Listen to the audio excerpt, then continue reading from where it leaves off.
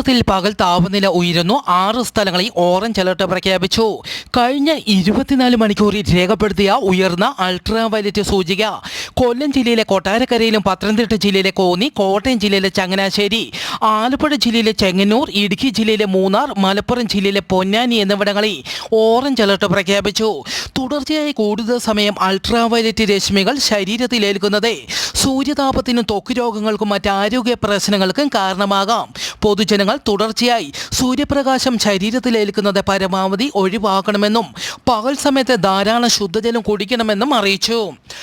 ഇന്തോനേഷ്യയിലെ വടക്കൻ സുലവേസി പ്രവിശ്യയിൽ തെക്കൻ ഫിലിപ്പൈൻസിന്റെ തീരത്തായിട്ട് 6.3 തീവ്രത രേഖപ്പെടുത്തിയ ഭൂകമ്പം റിപ്പോർട്ട് ചെയ്തു. 117 കിലോമീറ്റർ ആഴത്തിലാണ് ഭൂകമ്പമുണ്ടായത്. നാശനഷ്ടങ്ങളൊന്നും റിപ്പോർട്ട് ചെയ്തിട്ടില്ല.